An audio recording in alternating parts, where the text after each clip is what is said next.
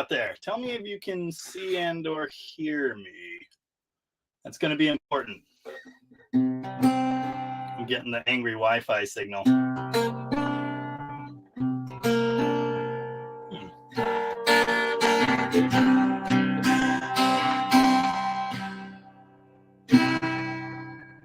Hello out there, maybe.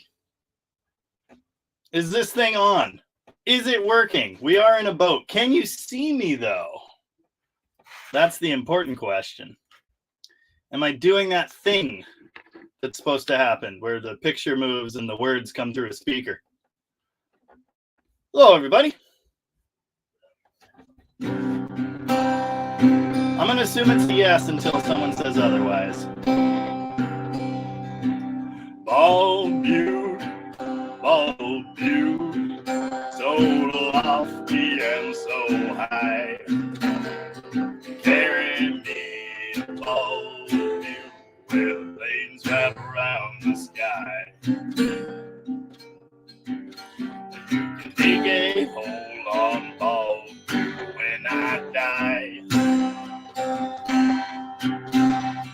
Henry was born on Bald Butte, a paint horse he did ride. Said he roped him in Alberta, broke him on the Montana line.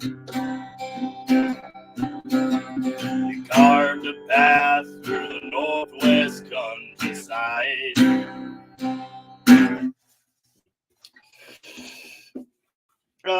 3-hour tour. No, I think it's 2-hour tour. I'm going to assume that the connection sucks, but you can hear me. So I'm going to start talking. If you can't hear me, say so.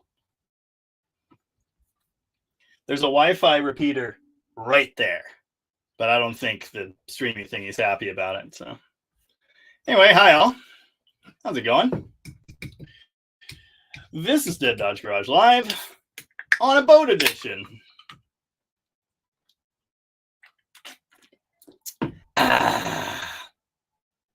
Loud and clear. Well, all right. That's great news. How's everybody doing? I am sweaty and tired. I'm kind of sore still, although I'm feeling better today. Donnie's literally on time as usual, which is not usually what on time as usual means. Maybe if I move it around, it'll find happier Wi-Fi signal. Maybe not, but maybe.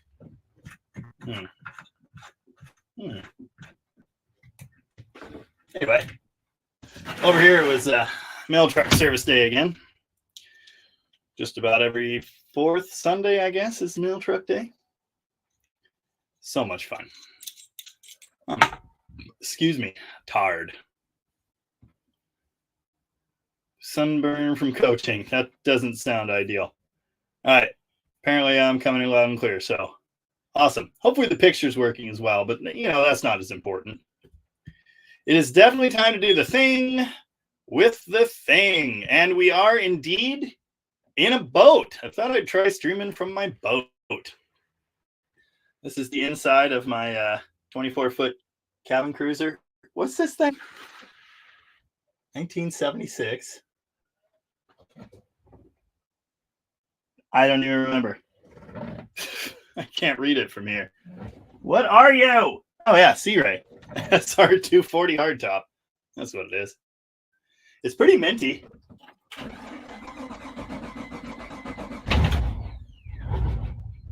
Oh, yeah. She's a runner.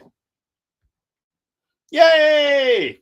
Oh, 39 of you out there, if you would please do that thing where you hit like on the live streamy video thingy, because it does stuff for the thing with the deal. That would be exceptionally helpful. Avon is here. Hey, Avon, how's it going? Oh, look, a boat. Yeah, this boat hasn't done any boating since last October? I don't know. Whenever I put out the boat episode, last time it went in the water. We tried to put it in the water once this year. That was when I set one of the trailer bearings on fire. Classic. Hey, Lovejoy, how's it going? What's new in your world?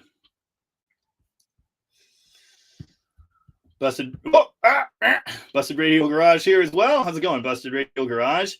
I was checking out your videos the other day, and it looked like, I know you've got the Burnout Cordoba, right? But you also have a 300 like mine. I saw a project you were putting together. That might have been a while back. You might have mentioned it here, and I just don't listen good. That's definitely possible. Anyway, cool stuff. The connection is definitely not the best. It's telling me that constantly, but it does seem to be working, so hopefully it continues to do so. Bell James is here. How's it going, Bell James? What's new in your world? Whoop. Greg Ryan, I'm assuming, or Rain, something like that.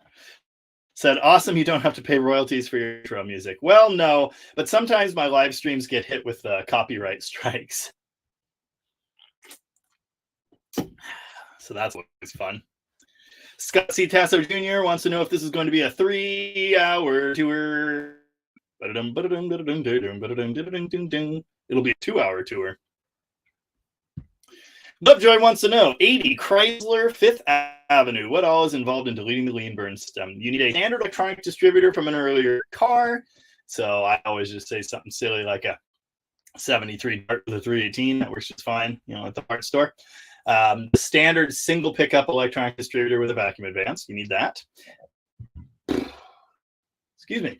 And then you can either use the factory coil and ballast resistor and a Mopar box, or you can use an HEI box, and I would get a performance coil and delete the ballast resistor. Of course, I did a video about that today, so straightforward. The other thing you could do, which I did on the 79 Chrysler 300, was delete it by installing a Pertronics distributor. Nice and easy. I only did it because I had it. I didn't pay for it. Usually my go-to is a factory distributor. I have 30 of them in a box, and then an HEI box, so yeah. Good evening, Fast Old Dodge. How's it going there? Stacy talked to the owner of that CUDA I sent you a picture of yesterday. Says it's one of 386 made in 74. Yeah, it was a 364 speed. I don't remember. Kind of neat. Let's see if I can find it. I bet I can. Maybe. Yes. Yeah, 364 speed. All 74 CUDAs are rare. They did not produce them for a full year. But yeah, 1 year only 360 4-speed CUDA. Pretty cool. Mm-hmm. Well, it's about time. Right. Hi, Dan. How's it going? And Greg also said I was coming in loud and clear. Hopefully I'm still coming in loud and clear. No one said I'm not, so it's great. It's the boat episode. I could have set up on the back deck again, but this seemed more exciting and more relaxing. I need some relaxing. It's pretty good. Nice fresh breeze. Tiny toilet next to me. Oh yeah. I already read that one. YT viewers get a sunburn from coaching, which is not ideal. Otherwise, doing all right. Well, at least there's that. Excellent news. All praise watched the video about the HEI conversion. Was very good. Awesome. Thank you. Yes, I released a video about HEI conversion today. Finally. Probably should have done that a long time ago because people kept asking for it, but that's fine. I didn't feel like doing any real work, so I thought, this will be easy. Good stuff. And then, of course, there was Saturday's video, which seems to have been fairly well received. Talking about what's the term? Oh, rebodies, tag jobs, that sort of thing. Good stuff. Honestly, I didn't think it was a very good video at first, but I edited it and edited it and edited it until it made sense.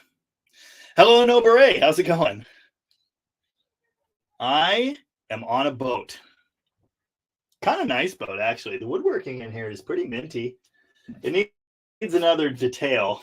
I had it all cleaned up and really spiffy last year, and I let it mold all winter. Haven't touched it since. I'm not good at stuff. My pronoun is WTF is with us again, and he is explaining to Lovejoy how to do an electronic conversion. Ow! Yeah, I wasn't. Yeah, that will have an electronic feedback type carburetor with some electronic controls, and you can't use that. So that needs to go. Completely forgot to mention that. So thank you. Eventually, I will do a video on deleting the lean burn. I wanted to have a car here that still had it. The 79, it was gone, sort of. I mean, there was one with it, but it wasn't the right one. So I didn't use that as a whole guide, but I guess I could just pretend. Also, howdy. How's it going? 44 of you out there, if you have any questions or comments for me, feel free to drop them in the thing, and I will read them. Old Iron is here and says, what's up, fellow Mopar enthusiasts? How's it going, man? What's new with you? Fancy pants boat. Oh, essentially, damn it. Extremely fancy. And definitely pants. Oh, speaking of which, I'm starving again, and I'm going to have to eat a snack. Ah, Pop-Tarts. I think they're s'mores flavor, you know, because you can't have fires right now. Burn ban.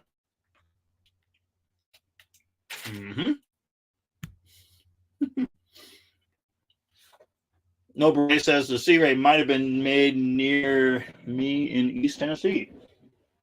Well, it says Phoenix, Arizona. And then I saw another comment, from W. Barney, a frequent commenter on my videos, which says Sea Rays are built over in Merritt Island, Florida. Interesting. I guess it doesn't specifically say it was made in Phoenix, Arizona, but it says Sea Ray Boats, Phoenix, Arizona. So I don't know. Whoops. Man, you gotta quit doing that. Donnie sent me a video. I was just about to get to his comment.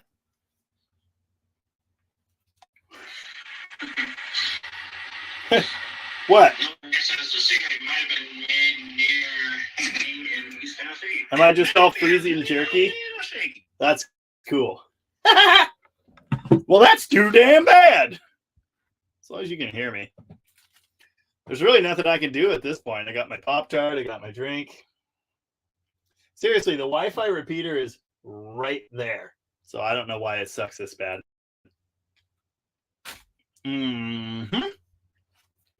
HDF2 wants to know, what up, DDG? Another weekend went by in a blink. Yes, it did. What's on your docket this week? Any project you're itching to dig into? Pop-Tart's hard to eat. It's all dry and stuff.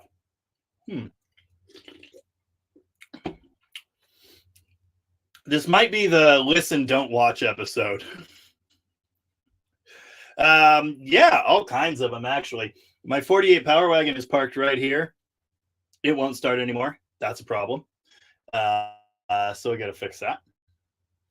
I'm going to be building a 360 for the Llama Barn Valiant, so I'd like to start on that.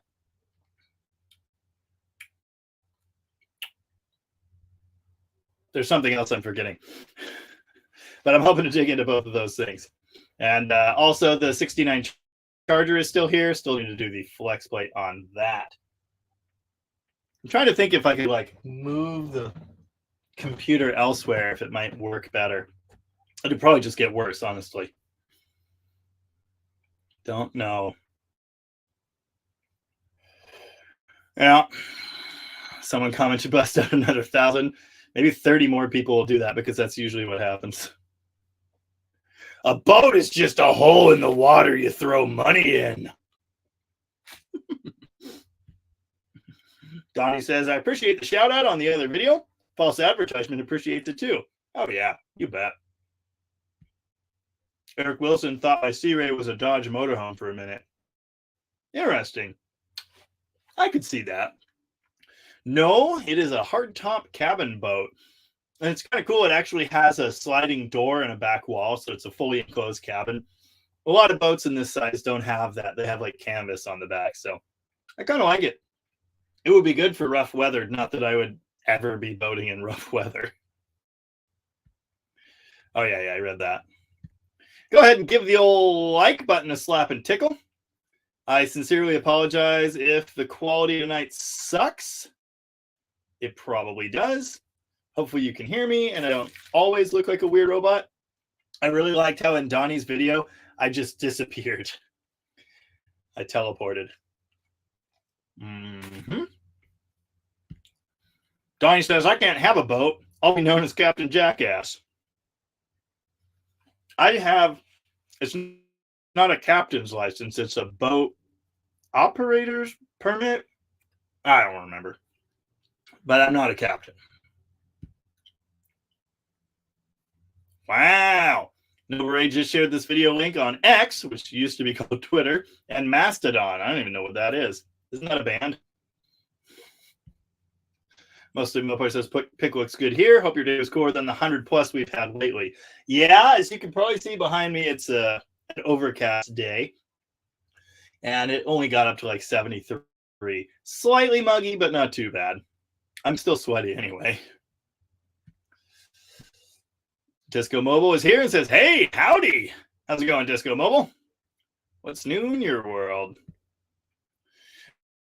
Weird Kind of Sex Symbol is here. It says, hey, Jamie, ever worked with an Offie 5041 dual single barrel carb manifold on a slant? No, I haven't. The only slant manifolds I have any experience with at all are singles, the standard single barrel, and the Super 6 2 barrel. I recently had an aluminum single barrel turned into a 4 barrel, and I'm looking forward to playing with that. It'll have an EFI system. But no, I have not.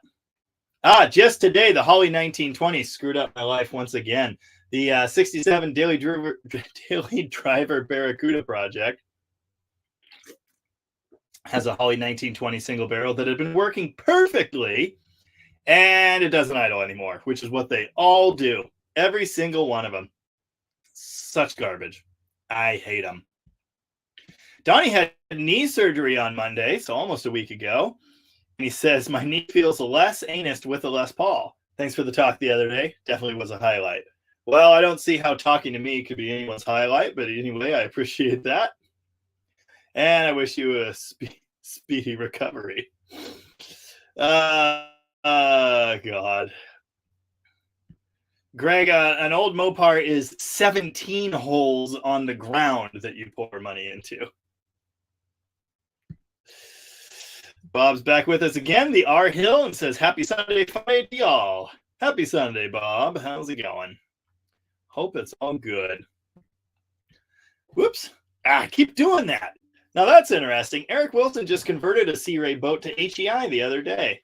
Very interesting. I bet this boat, would have been points originally. Excuse me again. That's just going to keep happening. If you heard a minute ago, it actually starts without ever touching the throttle or anything. And that's because it's been converted to a TBI 350 5.7. It's a Volvo Penta Duo drive. So it's Volvo Penta setup, but it's just a TBI 350 5.7 GSI or something. It's rated for, I can't remember, 260 horsepower or something. I've had it up to about 30. I think it could go faster in theory, but I don't need it to. It's plenty fast. Good stuff. Rich Jordan says, getting a bit of audio funk on 2 devices now, mobile and separate Wi-Fi could still be my end.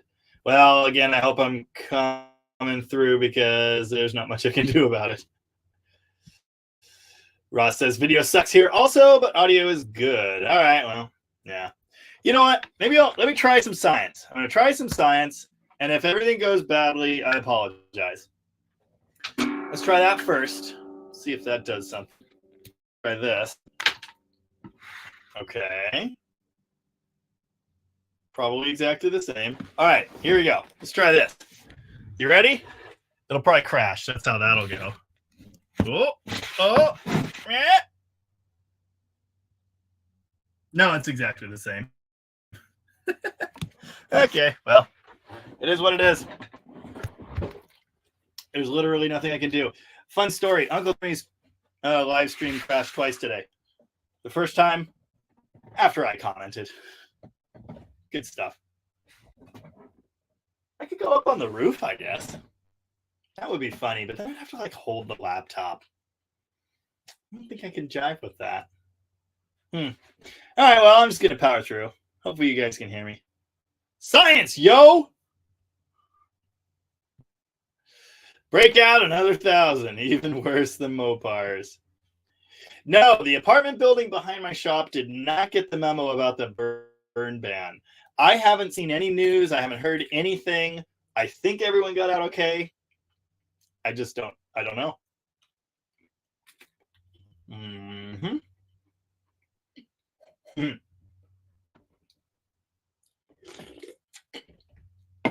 Oh, yeah. Welcome to Dead Dodge Garage Live. Worst quality video ever edition. If you guys didn't catch this in my videos from this weekend, there's an apartment building right here. They're actually, I think it's either 3 separate buildings or maybe it's just 2. But anyway, one of them is directly behind my shop, like 40 feet away maybe. And yeah, early yesterday morning, it went up in flames. So that was not a good moment. My neighbor woke me up pounding on the window at 5 a.m. And I came running out here. I started moving cars out of the shop. There were flames shooting up out of that roof like 40 feet in the air. It was crazy looking. But by the time I moved my cars and started to lower the lift to get Ralph's 69 Charger out, being the only other car in there that runs, they had it pretty well under control. And I went, you know what? It's fine. But as far as I know, everyone got out. I hope they did. I don't know. Again, I haven't heard. So, yeah. And speaking of crappy stuff happening, Stacy says, today is my least favorite day of the year. Lost my best friend 9 years ago today. Definitely looking forward to some cheering up during the live stream. Well, that sucks. And I'll see what I can do. I just had another idea. Let's test this for science. If it doesn't work, I'm going right back to Comfy Land. But I have this super cool, hatch here. Oh, yeah. Here we go. Maximum science. The lighting's way better, but I think it's exactly the same. All right, I'm going back to Comfy Land. This is silly. Oh, yeah. Oh, Bieber's. Nice. Comfortable. I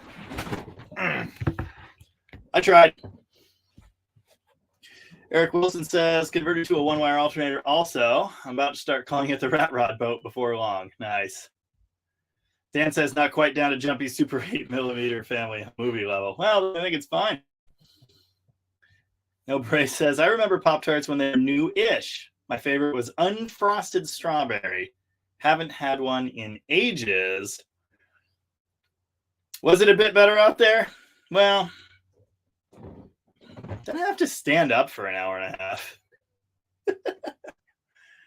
Yeah. I could still go up on the roof. That's an option. It's not an option I'm fond of, but it is an option. I could also just go chill in the yard. That could work. I have to put my boots back on. Funny story. Literally stepped in dog poop trying to get ready for all of this. Good times. Pop-Tarts.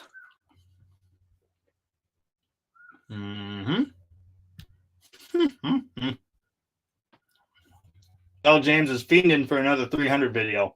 Wondering about the 8-track. Yes, I'd very much like to test that. I still need to clean it out. Haven't done a thing. I brought home calipers the other day. I have all the other brake parts ready to go. So I'm looking forward to that. I have an empty spot in the shop now. The Coronet finally left. And I was thinking maybe I should just bring it in now, put it on the lift, get the brakes happening. So if I have time this week, yeah, I might like to do that. But we will see.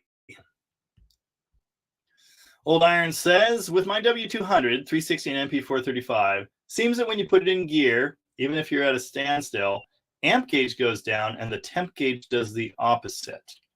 How is that even possible? I don't know, because those two gauges have nothing to do with each other. Now, the amp gauge going down makes sense.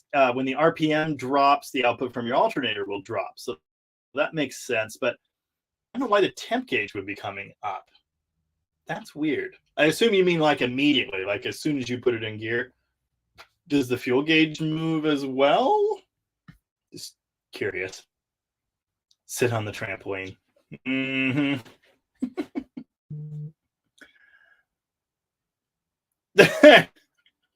My wife is playing Baldur's Gate 3, and she says, I think I just killed a god. This game is intense.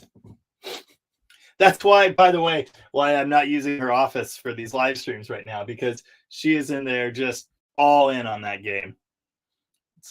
It's quite something. All right, I'm going to put this on the screen. I'm going to hop out the hatch again. Let's see if things get better. But I'm going to bring my snacks and my drink with. Mm-hmm. Only losers let their boat shift automatically. All boats need to have a full manual valve body. Let's see. Let's try this. Let's see what that does. Oh, this is nice. The lighting out here is great. You can see my beard's coming in. It's fantastic. Get a nice shot of the shop there, too. Is that any better? Is this worth doing? Tell me if this is any better. Why eat a snack? Lovejoy says, I may be getting a Fifth Avenue from a guy in exchange for labor he hasn't paid me. Classic.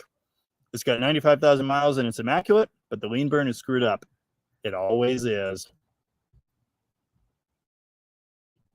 And the paint's always a little rough, too. Nice. Jeffrey is here and says, hey, really appreciated your videos on the electronic conversion on the older points cars. Having issues with my 65 New Yorker 413 no start, and I'm going to convert to HEI. Awesome. All right, well, take that video. May it serve you well. Science, yo. David Bisnet's here with us again and says, enjoy your show. Question. Which frame stiffening parts do you prefer to use on a 68B body, two-door hardtop? You know, to do enough without overdoing it. Torque boxes and subframe connectors are great. You really don't need to go all crazy with the US Car Tool stiffening kit. I personally think that's a little excessive. So torque boxes are really nice. Honestly, even just subframe connectors will do quite a bit. I'm not going to sit on the trampoline. That doesn't sound fun. This isn't too bad. It's kind of silly, but it's not too bad. Eric Wilson says, if anyone out there is planning to use the Rust-Oleum glitter spray paint, make sure you do it outside. Good to know. Good to know. Noble Ray says, are there good amp gauge systems that won't burn your car down, or is that a goofy myth? Basically, leave it stock, but add a bypass wire, which takes load off of the amp gauge, or you can eliminate it. Lots and lots of people say you need to do that. It'll burn your car to the ground. Okay. Every single one of my classic Mopars has a working amp gauge. But I like the bypass wire. The bypass wire or shunt wire is good. That's probably one of the next electrical guide videos I'll do. I need to add it to something. I don't remember what I need to add one to. Oh, yeah, I do. The Valiant. Yeah. Okay, I think we did that. We definitely did that. Okay, good. Donnie says, my turn signal indicators on the fenders on false advertisement are not working. Has new bulbs. Any suggestions? Well, yeah, check the wiring. I have a power probe, which is just the best for that stuff. Depending on the car, I'm not sure on that one. No, I think that harness just has the single female connector that runs out through a hole in the inner fender that goes to that light.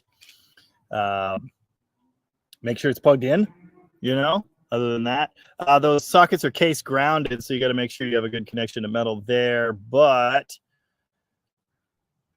I mean, it wouldn't be both of them. You know what I mean? So check the wiring. They should work. Old Iron says, oh, fuel gauge is dead. Motor bogs down too. Only usually does that when I turn the high beams on. Interesting. Yeah, maybe grounds. This is just a factory truck, right? I mean, high beams pull quite a bit of juice, so I could see that. I mean, discharging at idle, not all that uncommon. Like Dan said, ensure you've got enough grounds. Ensure your grounds that you do have are good. Body ground on the radiator support. Where is that on a truck? I can think about that. I don't actually know. Yeah, and you may clean your firewall connector if you haven't done that. That is always a good idea. We'll see is here and says, damn, sorry I'm late. What up from the east side? No idea. Worked on mail trucks all day. Tired, greasy, sweaty, kind of sore. And I'm on a boat. What's up with you? What the heck was that? Weird noises. I think everything's fine. Old Iron says it's bone stock except the trash car quest radiator. Huh. Yeah. Clean your firewall connection. Check all your grounds. I wonder which radiator you've... Which radiator? Which alternator you've got on there. But that's not uncommon. Discharging at idle is not at all common. Make sure all your connections are good. And you may consider adding a shunt wire. That can help.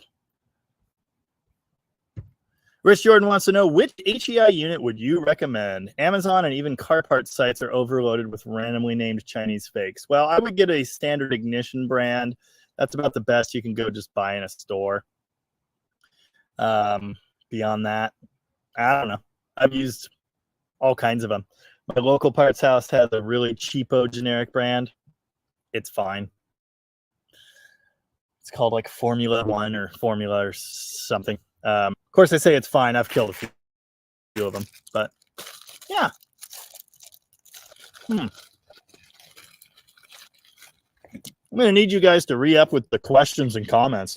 I actually got to the bottom of them. That's crazy. Man. I'm thinking to try and move this operation over to the yard.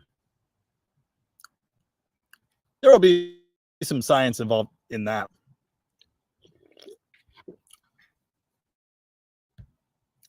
Craig says, would love to see a video on wiring tips and tricks to keep your Mopar from burning up. Amateur shunt wire, headlight relay, any others that you'd suggest. Yeah, I have a whole playlist of that type of video, just the upgrades that I like, that can be quite effective. One big wiring video. Yeah, that's a good idea. I could do that. No Beret says my 72 Charger 318 used to discharge at idle, and I fixed it by adjusting the carb to idle right. Well, if you had to adjust it above the factory setting, I'd say that's not really an ideal repair. You shouldn't have to do that. But yeah, anyway. I've had so many of them that at idle, they discharge and you rev them up and the headlights get bright. And yeah, clean your connections, add a shunt wire, and grounds. Make sure the regulator's good. Old Iron says, I'll try that. Completely unrelated, but it also has a GM thermostat. I don't think that matters. Hopefully that doesn't matter. Donnie says, I was getting so frustrated with those dumb indicator lights. I was fixing to ship this car with Charlie, the unicorn, and his buddies to Candy Mountain. Wow. Aaron Lutz is here and says, what's up, everyone? Saskatchewan checking in. How's it going? Very Western Washington. Present and accounted for. You bet, Greg. Has the video actually gotten any better? This isn't the most comfortable thing in the world. Jolly Rancher is with us and says, Factory Mopar Holly 1971 3D3. with the bar just above the choke blade. I don't actually know that. Those OEM Hollies have that. The aftermarket ones don't. I don't know what it's supposed to do. I have no idea. I've rebuilt a couple of those in recent months, and they all seem to have it in that time. But I don't know what it does. I have no idea. Excuse me.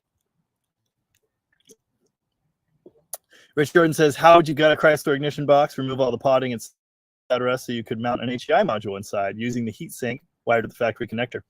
Well, I've seen it done. It's pretty straightforward. A little bit of soldering, a little bit of fire to melt the potting out. It shouldn't really be a big deal.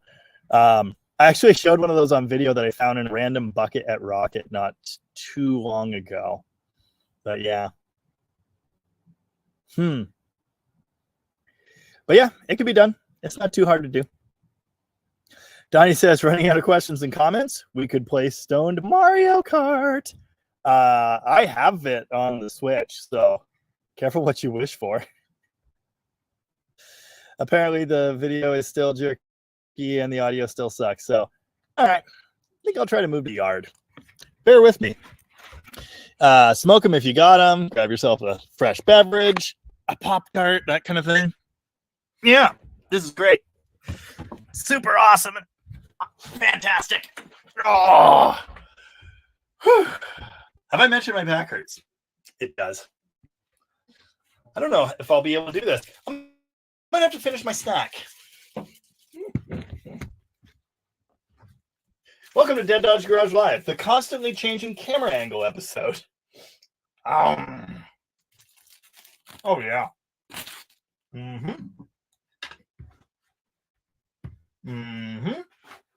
Oh, okay.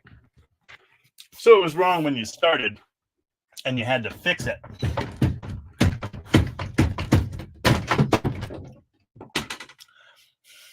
Only the finest of equipment around here, folks. You don't get this kind of content just anywhere, you know. Oh, fun story. My orchard ladder did its final laddering when I climbed on the boat today. Whoopsies. It's just one of those days, you know, when you don't want to wake up. Don't finish that. Someone play the Jeopardy theme song. I'm going to have to leave the guitar behind. I just don't have enough hands, unfortunately. All right, here we go. Let's jump off of the boat. Oh. Yep. Nice. Nice. I have to go under a tree, over a bridge, through a broken gate. I'm going to be really angry if this doesn't work, because I'm going to be right next to the Wi-Fi repeater under a bush. Oh, yeah. Oh, here we are in the yard.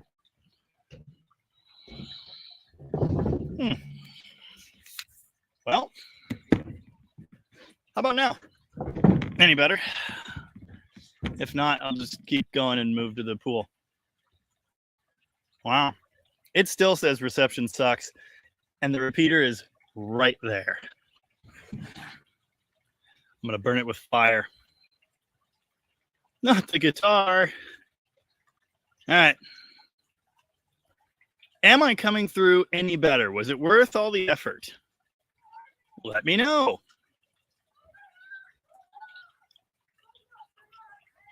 Don't worry about that. That's fine. 53 of you still with me. Hopefully you can see and hear me.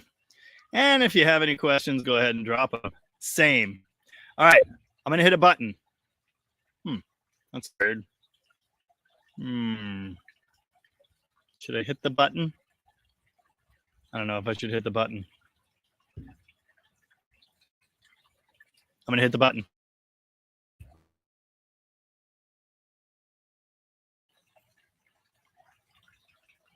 I'm still here. I'm still here. I don't think it helped at all. Man, punch the repeater. All right. Well, if we have to keep walking all the way back to the bar, we'll do that. Hopefully you can hear me. Absolute garbage. Will C says, you mentioned in the HEI video, you're probably going to end up with a Llama Barn Valiant. You got plans for it? Sup with that? Why you need to own a crappy Valiant? Yeah, I got some plans.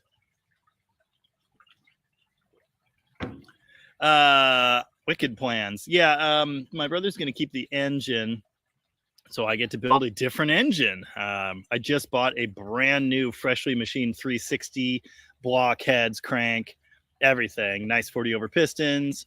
Everything is there. It just needs assembled, and I had to supply my own cam. So I got a cam. So I'm going to build that. I'm going to kind of improve the car, which it needs. Better radiator, possibly better headers. Haven't decided yet. Fix the exhaust, fix the drive shaft, change the 4-speed for a different 4-speed. Yeah, make it suck less. And I'm going to work on the paint a little bit. In fact, I kind of already started on that.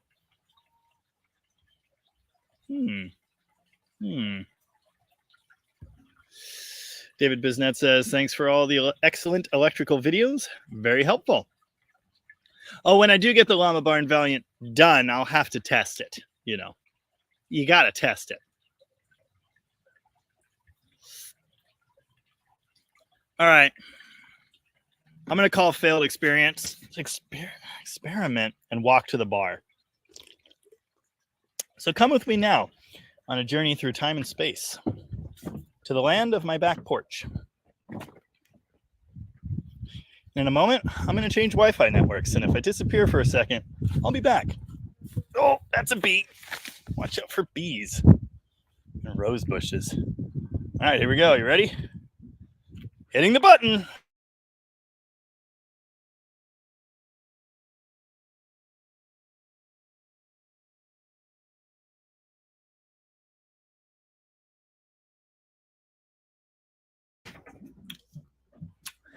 Yeah, I'm back. If this isn't better, I don't know what the hell. It still says 1 bar. What is? Oh, wait. Nobody move. Ah, it's fixed. Hello. I think we all learned a valuable lesson. Yeah.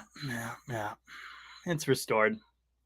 Yeah, the bar is on the actual Wi-Fi, which is right there inside our room. I have a repeater in the yard. Why does the repeater suck so bad? I don't know, but it does.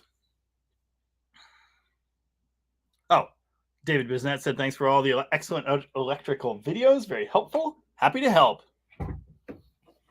Got to kick my shoes off, but I'll keep the pants. You're welcome.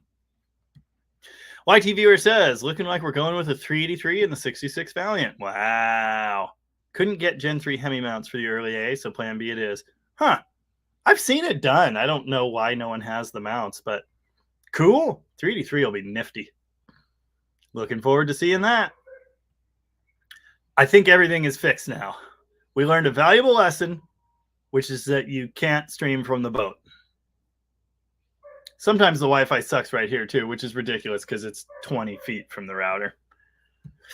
Aaron Lutz says, I went with a PowerMaster alternator and it fixed the idle discharge issues. Yes. So one thing I was going to say, the reason I asked if that was a stock pickup is because anything beyond stock, electric fuel pump, EFI system, anything like that is going to outclass your alternator at idle. I learned this the hard way recently. And yeah, the PowerMaster will fix it. We just did that on that Cornet convertible at Rocket. Good upgrade. Solid upgrade. But the factory unit can be improved by verifying you've got good connections and stuff everywhere. Oh, that's an interesting point. I wasn't thinking about that. Pushing in the clutch will rock the cab and mess with the grounds. Huh! Live stream is straight butt. Well, it always is, but today the video is kind of bad too, so... good stuff. But yeah, the guitar's on the boat, so oh well. I'll have to play the spoons or something. Eric Wilson says, yeah, I got a $70 HEI from eBay. It seemed to be pretty good quality. Only ran it out on the lake one time. Ran good. That's when the alternator quit working. Classic. Yeah, the last time I had my boat out is when the alternator belt snapped going back to the boat launch. So that was good. Fixed that. Then the outdrive lift motor broke. Haven't been able to fix that still. It's just always something. It's true what they say. You know, there are only 2 days you enjoy a boat. The day you buy it and the day you sink it. Good stuff. Yeah, that's what I was saying. I've seen it done. I've seen a bunch of people putting them in there. I know it can be done. I don't know what they're doing for mounts. No idea. Donnie says the video is shakier than Michael J. Fox. Easy there, boy. Dave's here and says, ever had an aftermarket temp sensor not work? How would you test it? Fire? I'd test it with fire. Yeah.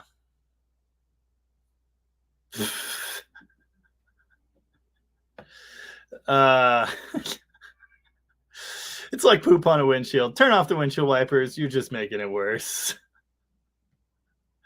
Might as well get comfy because the transmission quality ain't changing. That's fixed. Fixed forever, basically. Old Iron says, not to drag the subject into the dirt, but overall the whole truck is straight original except for, like the radiator, the whatever the cheapest Napa had in 1994 parts. Well, that's pretty normal. Pretty normal. No, Beret said the repeater needs a solid state conversion. I'm thinking maybe it just needs a hammer. Barely ever works. Damn them. This is the reason I can't stream out in the shop, because it just sucks. Oh, well.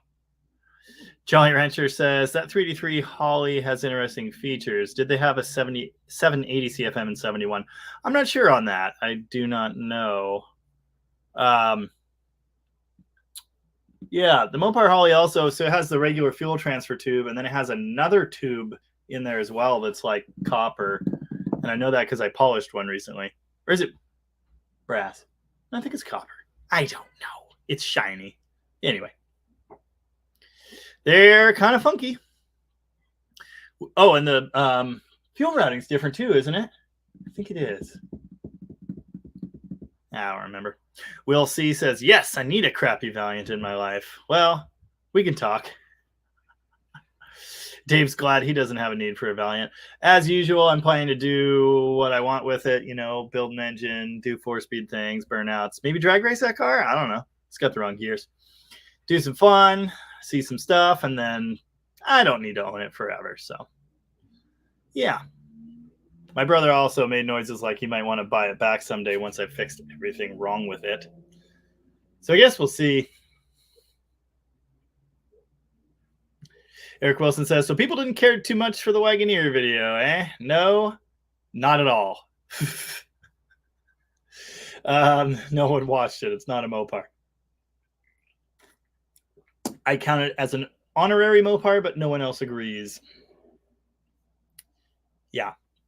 Good video, I thought. Easy to get running. I had lots of fun. Went out and whipped around the field with it. That video was filmed over 3 days because we just kept coming up with more excuses to drive it. I love that thing. I'd like to own it, but yeah. A minute ago, Amy Harville said, you still have that Elder Scrolls Oblivion gameplay video quality. Nice. So fixed. Nobare says use a Japanese repeater instead of a Russian one. It's a damn good point. Oh, variable resistor. I just ground out the sending units. Now, if this is on the Charger, I never had any luck getting the oil or temp gauge to work. The fuel gauge worked. It was never accurate. But the oil and temp wouldn't. And I had it out on the bench. I cleaned all the connections. I thought it would be good. It was never good. So I know a little bit more now than I did in 2013 or 14 when I did that. But I don't know if those gauges are any good. Oh, Dan says, I ordered a couple of the HEI mounts for a stock distributor after the video. Yes, someone mentioned in a comment on that video, there is a little mount plate, cool heat sink thingy you can mount to the bottom of a factory distributor. Sounds awesome. I personally don't really mind just putting them on the firewall somewhere. But, you know, if you don't want to drill holes in your car and you don't want people to know you're using GM parts, it's a great way to go. I've never hidden it like that. You know, now that I'm thinking about it, I will bet you there is enough meat on the factory distributor to just drill 2 holes, maybe sand a little pad, and drill and tap and mount the thing right there with some heatsink paste. And then you don't have to buy a mount. Interesting thought. I might try that someday. That would be cool. Dodge 440 wants to know, what cooling fans do you prefer? I have an 85 D150 with a 440 running a 160 thermostat, aluminum radiator with shroud and electric fan. Seems it still reaches 200 degrees driving. Well, 200 degrees is fine. So what's the problem with 200 degrees? You should run a hotter thermostat than that, 180 or 195. For electric fans, the best way to go are those dual ones with a fitted shroud. A single one, you say it's shrouded, but what does that shroud look like? Does it actually cover the whole face of the radiator? Does it actually have enough air gap and a taper so the air is directed toward that fan? Because, man, in like every single fan setup I've ever seen, it's not ideal. But to answer your first part of that question, what cooling fans do you prefer? I prefer a factory clutch fan with a shroud.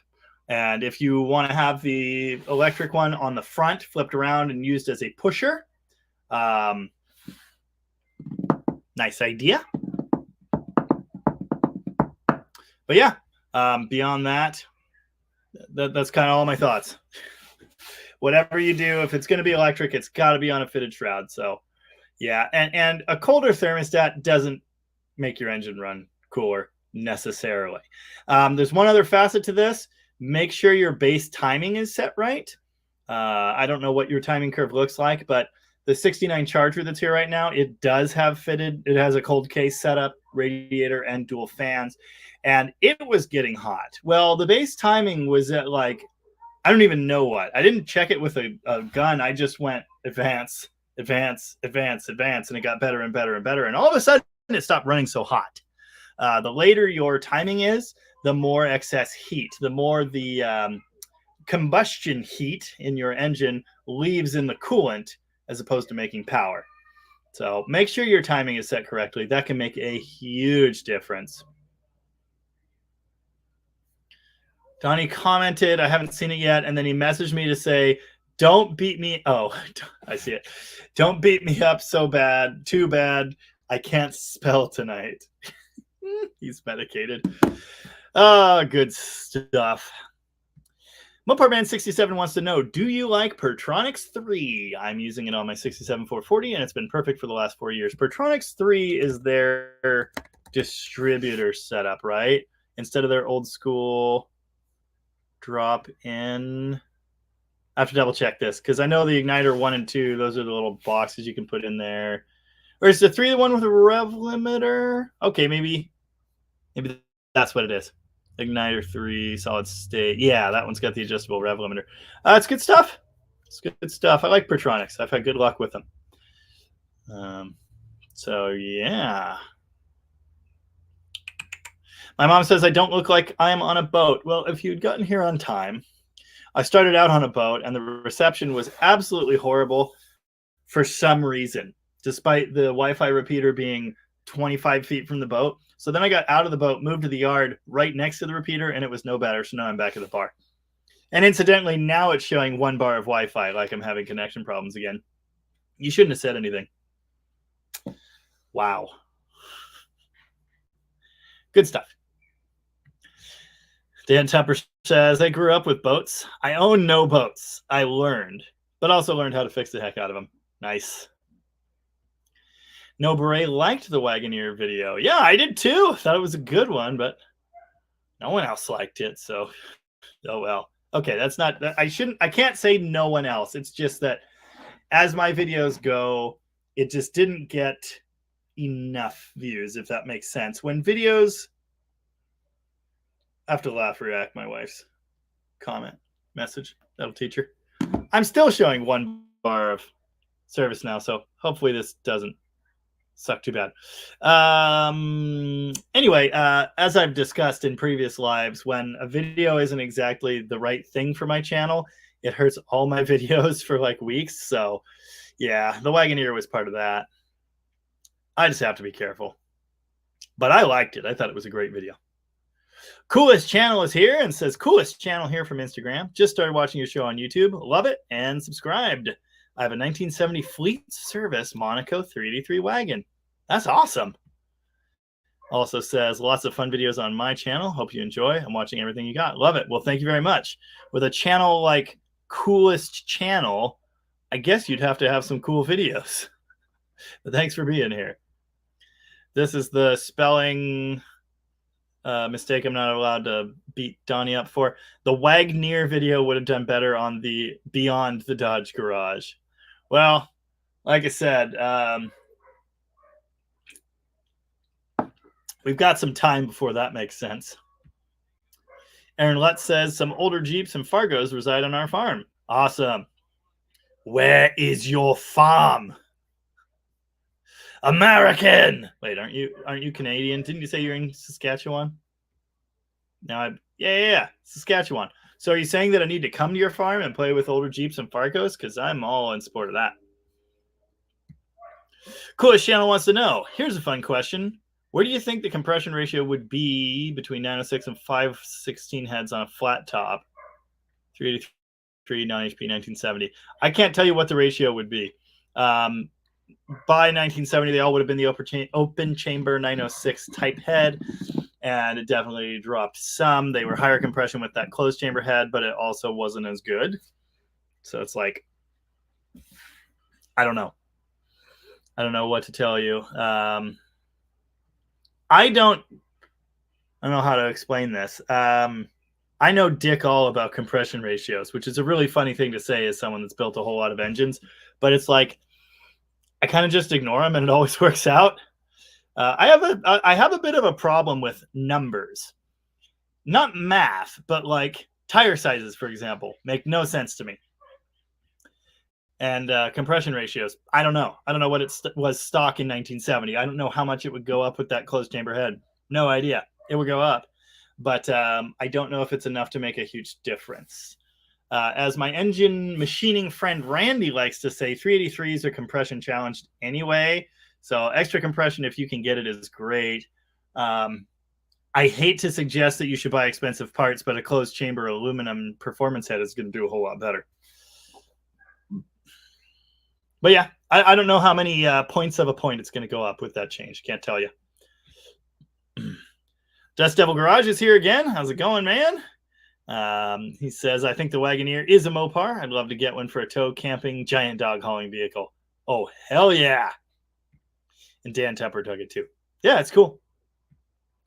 And Coolest Channel is not shouting out, but yelling out from New Jersey. Right on. Very cool. Eric Wilson says, well, I finally got some paint on those fenders for my 90 Grand Wagoneer. Been working on them since the beginning of last winter.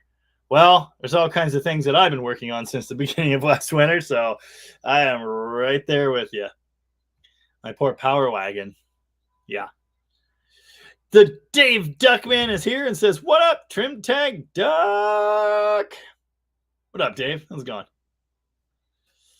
Yeah, Dave's fun times with Duster trim tags and trying to pick the right bell at the ball or whatever, or what brought on my video yesterday. So good stuff. There's always more to learn. If you're not learning, what are you doing? I'd kind of like to know about that too, not because I want to do it, but because I am curious. Coolest Channel would love to see more on the 70 Monaco 440 build and install. Yes, it's coming up. That engine is finally successfully broken in and all good. The front end's already overhauled. The transmission's been sitting there rebuilt, waiting for ages. So yeah, I think we will be putting that together in the next couple weeks here. We've been up there at Rocket. Whew, we kind of had like deadlines that we kind of missed for a couple cars. So we haven't been able to get back to that Monaco or the 73 Charger, but those projects are coming up soon. Okay, Dodge 440 says that fan and shroud does cover the whole face, so that's good.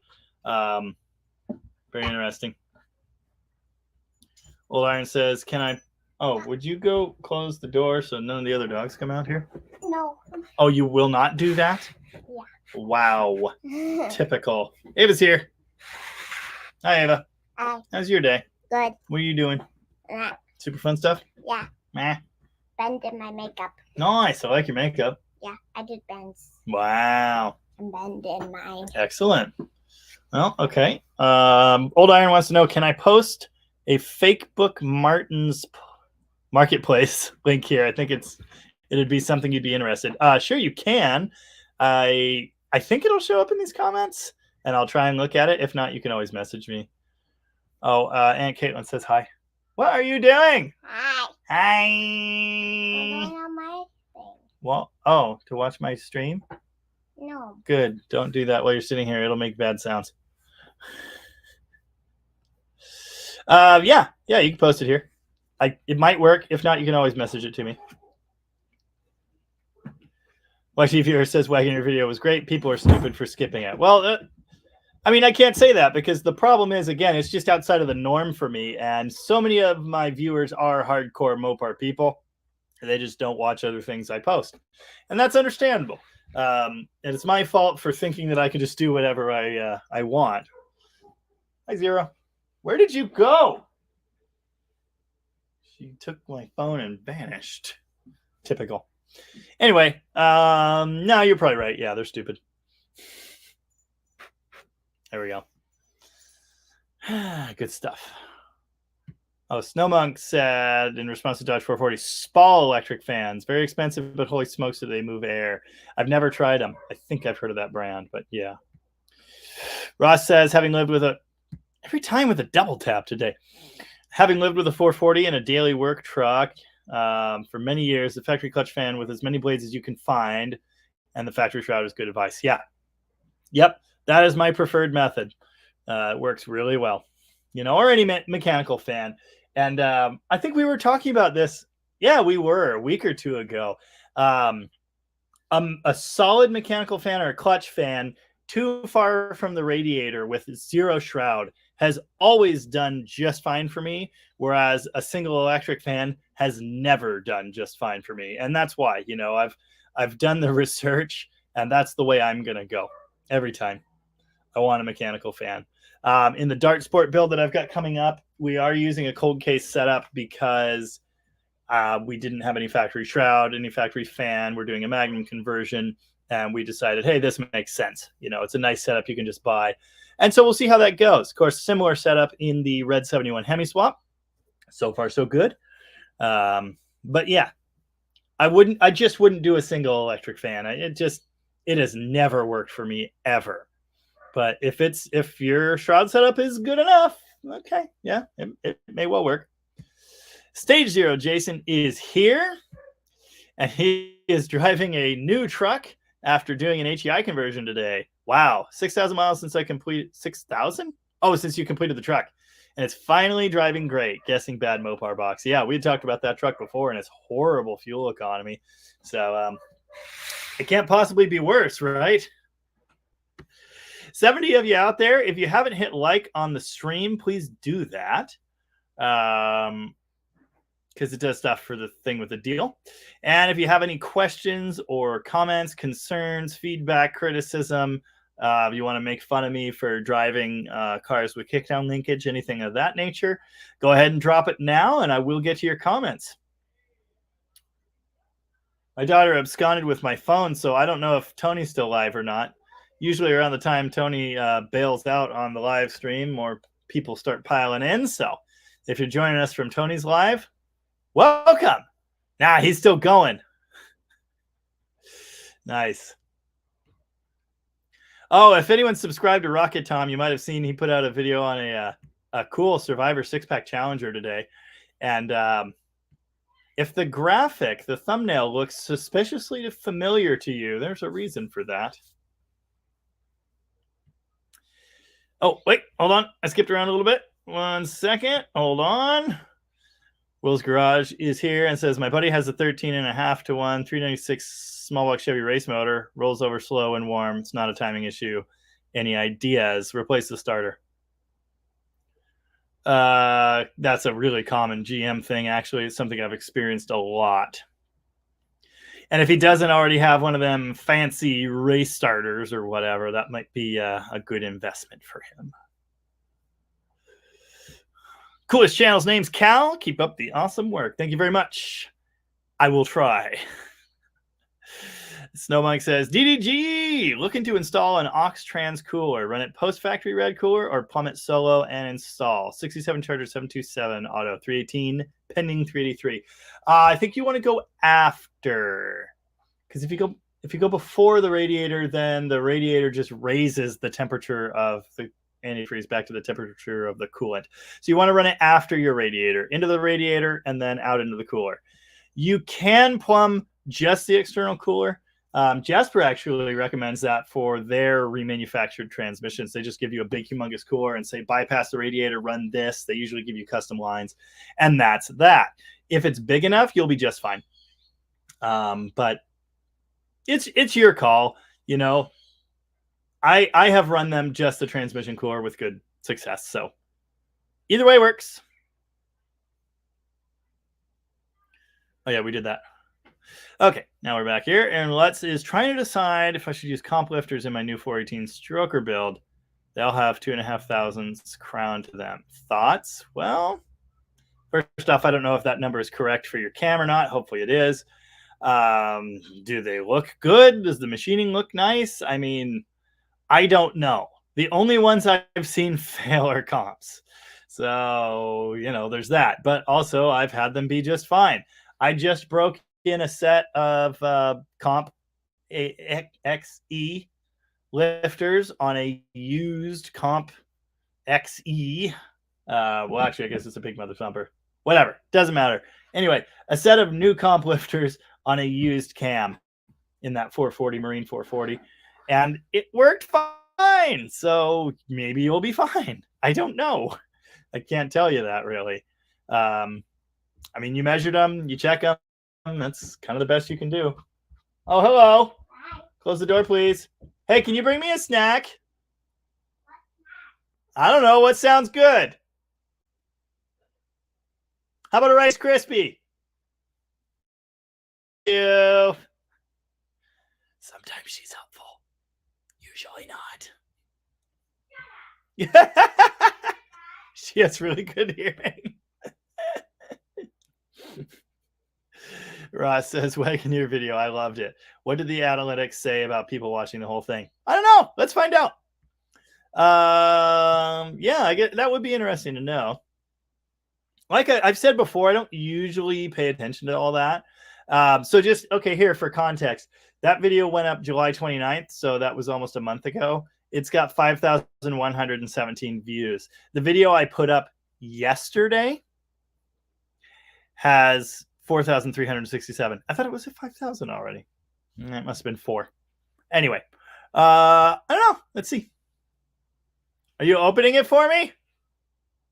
Oh, that's nice. Are you taxing it right now?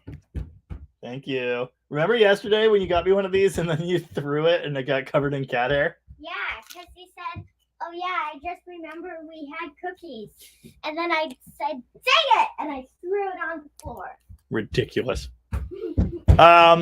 Okay, this is interesting. I actually had really high retention for that one, comparatively speaking. 47.5%. So that's cool. And let's see, right here, there was a good moment. I think it was when it first fired. Yeah, when it first fired, it had really high retention. And it kind of carried out through first driving it. Toward the end, probably when I was fixing the tractor and driving around in the field, yeah, people didn't like that as much. Or the meatball scene. No one watched the meatball scene. What a profound disappointment. But I say no one, but actually even that was higher than usual. Now, there's another factor to that too, though. My videos, the more views they get, the less the watch percentages, always. It just goes right to crap. And I'm sure there's a reason for that. So, yeah, it was actually really high. Interesting. Again, it's a good video. It's just people didn't care to watch it. And I've discussed this too. If my people don't watch it, no one's going to get to watch it. It has to do well among my viewers to get pushed out to a broader YouTube audience. So, yeah. Rice Krispie. Coolest channel loves my red Charger with a white top. So cool. I think so. I like it quite a bit. I drove that to a show a week ago today. Put like 130 miles on it in a day or something. I don't remember. That was pretty cool. Mopar73 Duster's with us again and says, having problem with my Duster, my alternator gauge flickering, putting it in drive, turn on lights, it stalls out. That's interesting. Huh.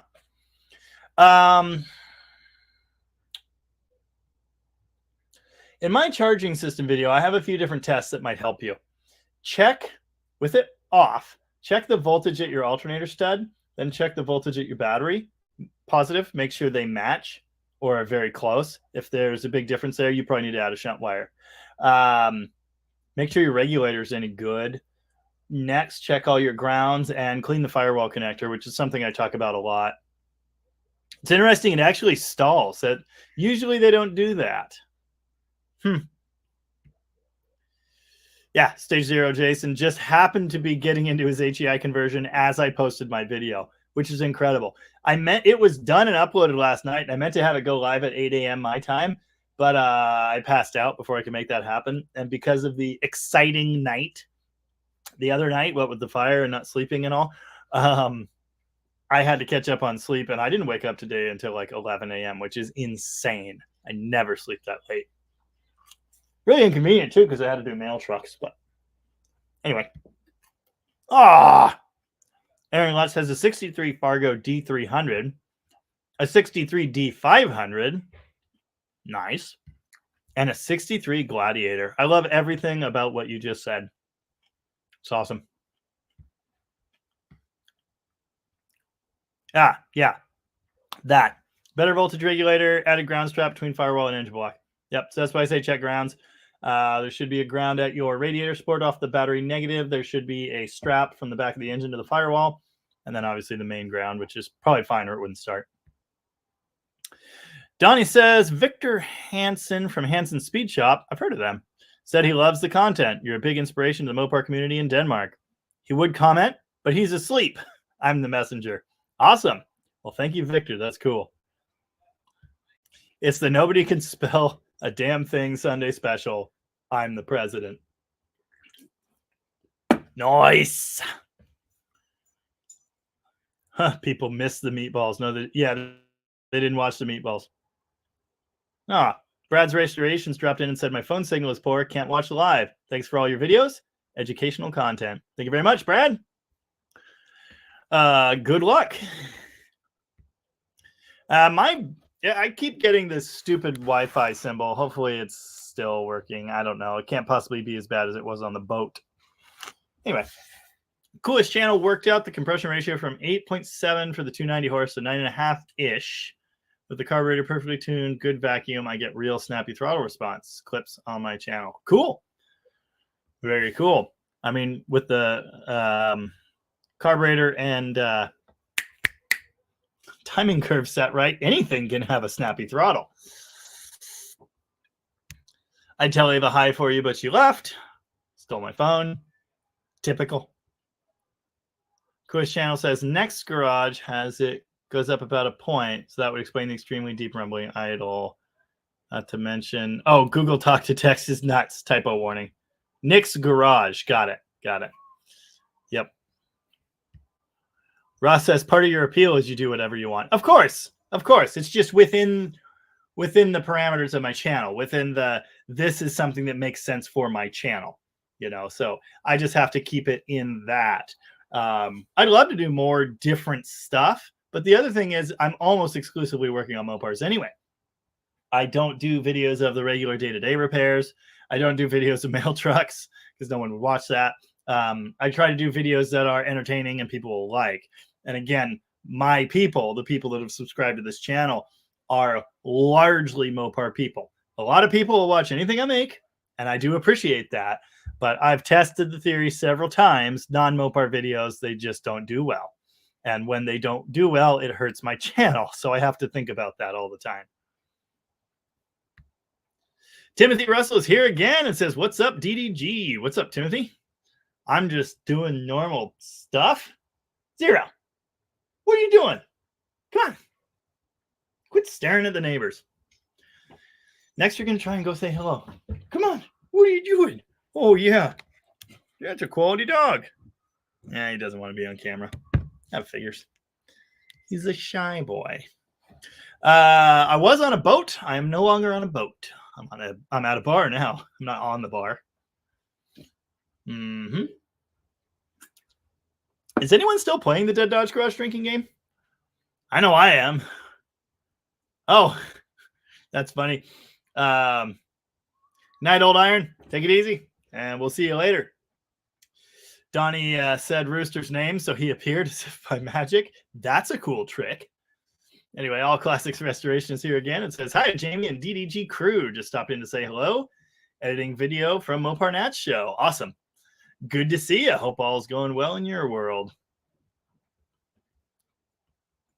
Coolest channel. Oh, yes, this is very true. You are not wrong. The reason I recommend an aluminum head is for the better ports and the bigger valves, and they come with good springs, and also they're closed chambers, so you get the compression you want, better pre-ignition resistance. They're good for a lot of reasons. Anyway, Nick's Garage did a test that showed cast iron heads make a little more torque, less horsepower. Aluminum heads will make a little more horsepower, a little less torque. Weird. Like adding... I'm so confused. Things got weird. Probably because of your voice-to-text thing. Something about super ground strap kit. I don't know what that means. Twin turbo. Oh, that is quite weird. Wow. I'll be damned. I've never heard of that one. Glenn Yeromi, something like that, is here with us and says, hey, man, good to see you. Good to see you, too. What is that? Is that a late Roadrunner? That looks like a late Roadrunner. I think it is. It's hard to tell. Coolest channel. Send me a couple Monaco clips on Instagram. Cool. I can't see them right now because my daughter stole my phone, but I'll check them out later. Timothy Russell says, I have kickdown linkage on my 70 Roadrunner. I'm so old and outdated, I guess. Yeah, you really need to put a manual valve body on that. Why would you ever want a transmission that shifts itself and a kickdown linkage? I mean, only losers would have something like that. The only reason to ever have a kickdown linkage is like on a concourse restored car. Other than that, you just get such a direct feel with the full manual valve body. It's just, you get a direct interaction with the car. So yeah, you need to get rid of that kickdown linkage. Basically, that's basically the half of it. Coolest channel. I'm also quite outdated. Coolest channel says with 516 heads, 9 degrees timing at idle is pretty snappy. Starts on the key, half a crank. I have videos punching it down the street. It just hooks and books. Nice. I've had a couple 3D3s with those heads, and I liked them a lot. Just basic. Oh yeah, it's a 74 Roadrunner. Okay, I guess I got that right.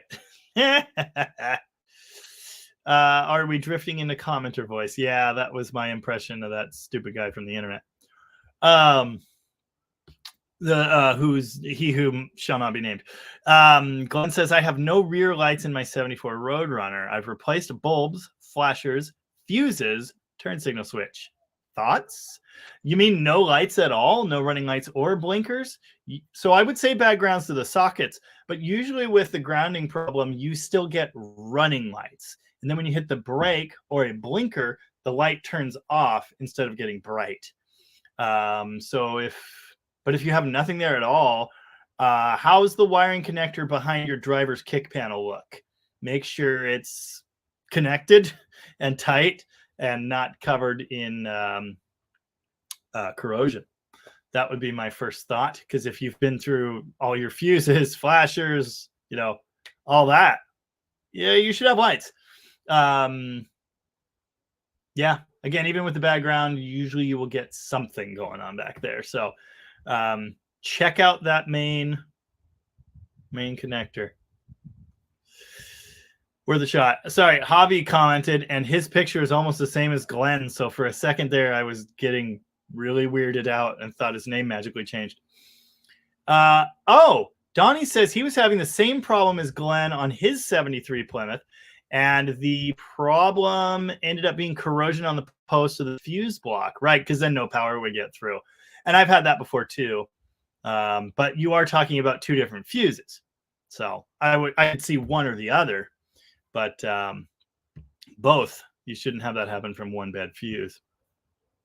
I don't think. David Biznett says, have you used a company called Accurate Exhaust for any of your builds at Rocket? Yes, I believe Accurate kits are what Tom has gotten. I'm pretty sure Accurate is what he's buying. Of course, he's not here to answer that question. He's on the road right now. So that's irritating. But I'm pretty sure Accurate is what he buys. I've never installed one myself yet. Coolest Channel also, of course, has added dual exhaust. You got to have dual exhaust. You can't just not have dual exhaust. I read that one from Brad's Restorations, but we'll put it up for just a minute. I think that's a early 60s Ford, early mid-60s Ford, looks like. Eric Wilson says, I've used the air conditioning condenser as a transmission cooler in a B350 van once, and it seemed to work really good. That's interesting. I've never done that. But it's the same basic concept. That would be a really big transmission cooler. Huh. Neat. Big old one-ton van probably needs it the most. Dan says, what? People miss the meatballs? Well, they're right at the end of the video, and yeah, people got bored. Walter G is here and says, what up, what up? I don't understand why anyone liked the Jeep video, but I think he meant didn't like. Or why no one liked the video. What's not to like? Old AMC Air Jeeps kick ass. I wanted a J10 Honcho pickup bad back in the day. Nice. Oh, WTF said, love the channel. Keep it up. Gotta go. Well, thanks for being here. Appreciate that. Coolest Channel also says, when I first started the car and test drove it down the street, everybody talked about how all the lights worked. Grounds are everything. Well, yes, they are, but there's more to it than just that. Again, you'll notice I jumped right out ahead and said it could be ground, but usually you'll still have running lights. Unless there's a power issue on the running light side, you know, that's possible. That would be that fuse Donnie was talking about. Or a switch, etc. Snowmonk says, aux trans cooler post red. Got it. Thank you. Second, 65 Mopar 361 in need of refreshing. Worth building? Intake and cam? Leave it? Junk it? Factory original to an early 66 Charger. I literally have exactly the same engine. Factory original 361 from a 66 Charger. That would be Dave's car. He's in the comments here somewhere. I sold that to him last year. It's tough. The 361 is not junk. I think it's a good little engine. But first off, as I understand, oversized pistons are a problem. So if you have to bore it and go to bigger pistons, you're going to have a fun time. You have to like custom order them. So that kind of sucks. I don't know that you can just bore them to like a 383 size. I'm not sure. Maybe they have enough meat. Maybe not. No idea. But it's a thought. Worth building. Yeah.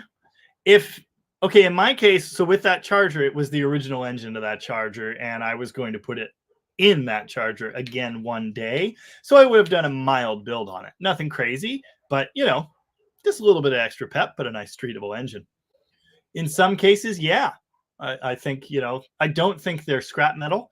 It's just that they don't have as much potential as a 383. So tough call. But yeah, I mean, an intake and cam is going to wake it up quite a bit. You're just always dealing with fewer inches than you could be dealing with. Rooster says, Tom was here today and in Iowa now doing more deals. Yeah, he's busy doing stuff. Ross once used the condenser out of an old refrigerator. Wow. I love meatball. We couldn't call it the meat wagon. And Rooster just got here. And I think I already did this, but if I didn't, thanks for being here, Hold Iron, and we'll see you next week. Oh, there's Rooster. Hi. Yeah, easy. And remember, the Wi-Fi on the boat sucks. Oh, see, I said Tom's name too, and he dropped in. Tom checking in. Just looked at 266 Chargers in Iowa. Tell Rooster we got him $100 off on his sign. Nice. I'll let him know. He already read it though.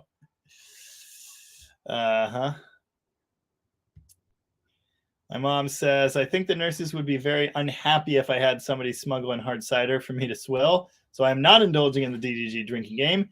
Maybe next week. Ah, yes. My mom will be home next week. You're leaving like middle of the week, right? Bailing out of there. Or bouncing out of there or whatever. Yeah, Donnie knows how to summon Rooster. We're always drifting into commenter voice. Coolest channel is a loser. I'm a loser, really? Kick down because the car is so rare and it ate up all my money everywhere else. We got jackets. It's a joke. What are you doing? Don't you look at those baby chickens. Do not. I will kick you in your dog face. Oh, yeah. There's a good boy. It's sarcasm. This guy, so I did a video. I'm going to guess you haven't seen it. Maybe you have. I don't know if you're watching all my stuff, but I did a video about kickdown linkage because that's very, very important for any torque flight transmission in a factory vehicle in like a daily driver, which is basically all we talk about around here. And someone made a video criticizing me for talking about kickdown linkage because any real Mopar doesn't have that. Just the stupidest thing I've ever heard in my life. Anyway, so it's like a recurring inside joke kind of thing at this point. Wayne Carpenter would like to see more of your my 67 Coronet. Well, I don't have a 67 Coronet, but I have a 66. There was a white 67 here. I did not buy that. I wanted to buy it from my friend's estate, but that didn't happen because I couldn't sell my Power Wagon or anything else. It's been a weird season. So I just had to give up on that, and it went to a classic car dealer last week. I delivered it. Or not last week, on Thursday. Excuse me. It went on Thursday. So yeah, I don't think we'll be seeing any more of that. But I guess we'll see who ends up with it. You know, I am kind of the local Mopar guy. I apologize for the lighting sucking. There's not much I can do about it, though. I actually have cool string lights up out here, but they like wrap around and go back there. So I don't think they'd actually be helpful in any way. I turned up the brightness, and now that's all you're going to see, too. So my apologies for that. Javi Macias is here with us and says, the only HEI I have used is an aftermarket HEI distributor with an internal coil to start up my small blocks on the engine run stand. One wire, and they fire up. Yeah, that's nice. I talked about that in my HEI video today. It's just so easy. It's great.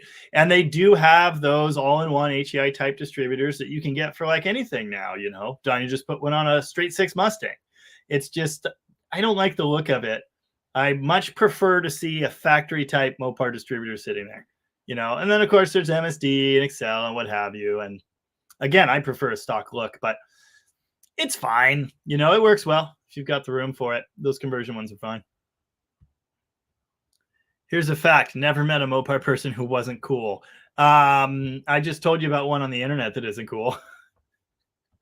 But yeah, I've never met one that wasn't strange.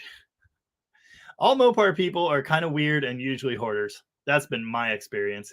And I am absolutely including myself in there. Martin D says, Jamie, my 71B with a 3D3 ABS pulls really well and strong when accelerating. However, cruising at 40 miles an hour, you can feel a slight stumble or miss. Carb or timing? Unplug your vacuum advance and try again. I saw that a while back on a car. Just too much advanced cruising. You may need to retard your timing somewhat, which might take away from that pulling hard and, you know, strong acceleration thing. So you might just want to run without the vacuum. You might want to see if you can adjust the vacuum. Some of them are adjustable. Probably not that one, but I'm not totally sure. But test run it with no vacuum advance. I'm assuming you have vacuum advance. Test run it without. See if it gets better. If it does, either A, leave it that way, B, recurve your distributor, C, see if you can adjust the vacuum or get a different one that can be adjusted. Or change your distributor entirely. If it's not that, I'd look at your needle sizes. You could be lean at cruise, you know, it's possible. However, unlikely. Rooster says, we did the giant transcooler on motorhomes that pulled the race trailers. It works great. Yep. Rocket Tom says, we have used accurate exhaust on multiple cars, but have found our local exhaust is cheaper. ECS makes a super accurate exhaust for OR cars. Original restoration? Anyway. Tom's a hero. Oh. Shot you an email. Some pictures of Eastern Washington Mopars. Well, what the hell? I'll check it out. Or will I? Where's mail? I don't know if you're emailing my... Oh, yeah, there we go. Yeah. I don't have any way of putting this up on the screen because I'm bad at stuff, but... Oh. And they don't want to download. Typical. All right, I'll check it out later. Garbage. Al Sears here and says, what's the best way to send you a few pictures of the 57 D100? Granted, I'm not completely computer literate, so it would be an Apple picture of old pictures. Cool. You can email me. I just set up a special email for the channel, which I should have done a long time ago, which is deaddodgegarage@gmail.com. My old address, my personal address is jamienoise@gmail.com. You can always hit me there as well. The main purpose for the Dead Dodge Garage email is so all the stupid spammers will send things there and I don't have to see it. Yeah, well, those pictures are still downloading. I don't know what the hell. Garbage. YT viewer says, Chargers in Iowa? Where? Well, I'm not going to tell. Only because I don't know. Dust Devil Garage says, Jamie, you should go to the Indy swap meet in March. Well, that would be pretty cool. I can't really commit to that, though. My sister says, rolling out of there. Indeed. She escapes incarceration on Wednesday. Yep. I am a loser. I kept the kick down. Got it. Yes, I'm typing now. I suck. This is what I get for trusting Google. Nice. Yeah, typing is hard for everybody. The We Suck at Spelling Sunday Special. I'm the Pope. Donnie ate too many edibles. Commenter guy and his lukewarm takes really do make me want to drink. Jamie Round. Another Jamie says, your power wagon? Yes, I tried to sell it. No one will buy it. It's still listed for sale in Northwest Washington. Western Washington, I guess I should say. It's not so northern. It's the Pacific Northwest. Yeah, I don't want to sell it. Oh, no. You are mistaken, my friend. You are very mistaken. No, it is not a crew cab 4x4 4-speed 318. No. Oh, I'm in Ohio. Well, I can't help you at all. No, I have a 1948 military-style original power wagon. You know, the super desirable one that everyone wants. I do have a crew cab 4x4 318 powered 73 power wagon, but it is automatic and it is also not for sale. Also, what's the cheapest you want isn't how to try and buy something from someone. Just saying. Donnie says the look sucks, performance is awesome, reliability is second to none, price is amazing, GMHEI. It's hard to disagree. It's good stuff. Coolest channel has commented like 700 times. That's fine because we're down on viewers, probably because my reception sucked so much earlier in the night, or because Tony's going long because his dropped so many times. I don't know, but anyway, it's kind of funny. So he's just filling in the gaps. Yeah, he's still live. He's just going to be live all night. Would it be? What would happen if I went into his live during my live and commented on his live? I don't know. So that might be why our numbers are just disappointing. Anyway, Coolest Channel says, I went electronic Proform distributor and flamethrower coil, proper ohm resistor. No issues in 3 years, but only 3 miles might be why. Yeah, that could be. Altair Fiddler says, I had a car stumble and die every time I got to 40 miles an hour. It wasn't leaking gas, but trickling some gas in the carb. Got it running every time. Turns out it was an air leak on the suction side of the fuel pump. Yeah. So, yeah, your float level would have been just super, super low, and then you were running it out. Just pulling air. I've had the same problem with a clogged fuel filter. It's the same basic idea. But yeah, you'll get just enough fuel through to like fill the bowl and it'll kind of run, but under any kind of load, it goes away. Yeah.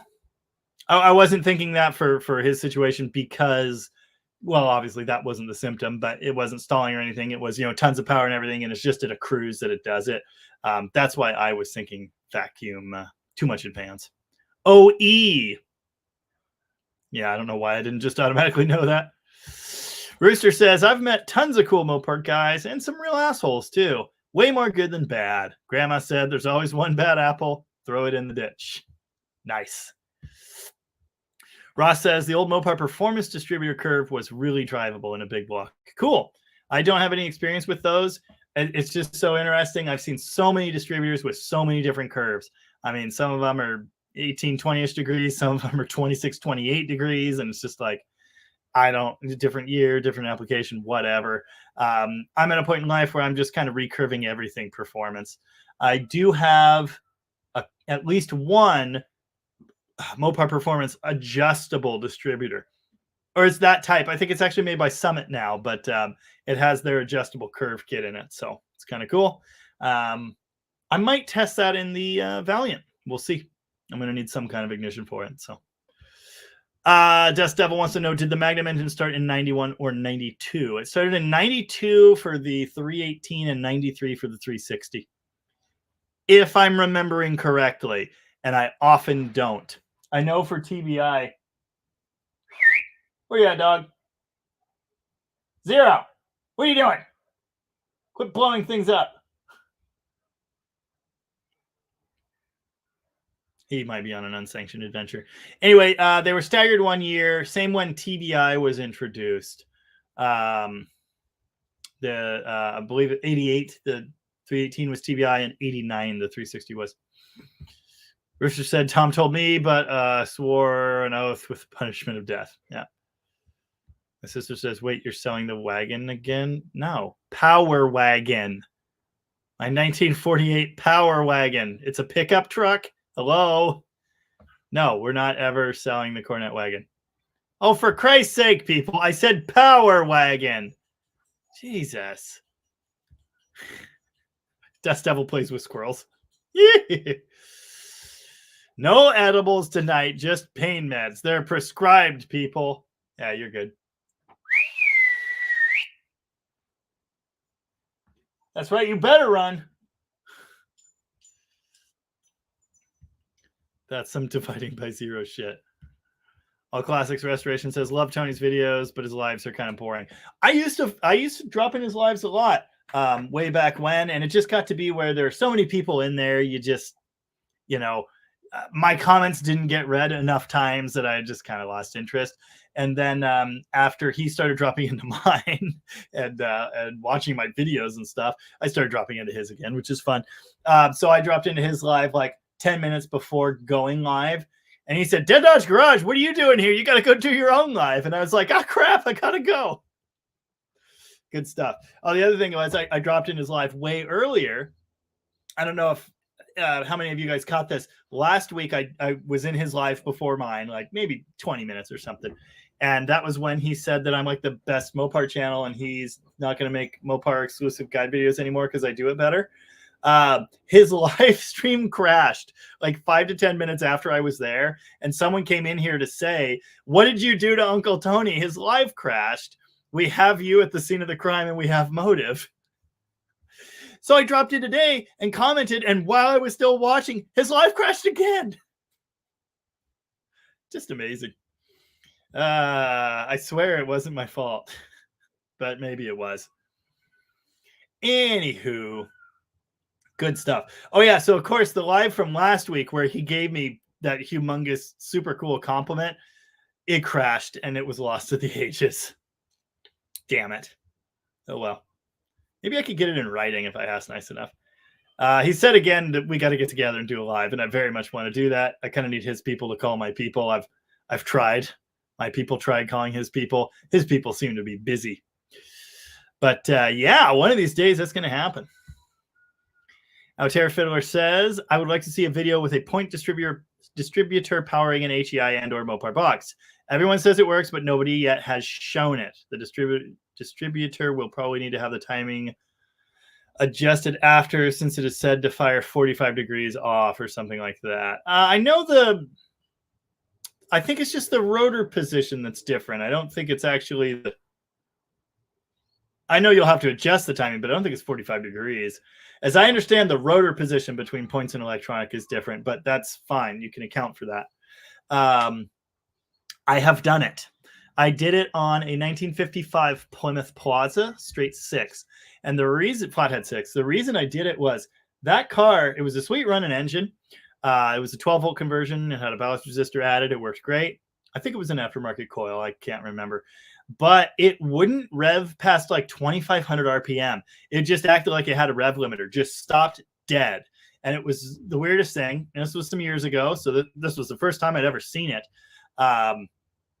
I tried different points and it made no difference. I changed the gap. I tried a different coil. I tried a different ballast resistor. Nothing ever changed anything.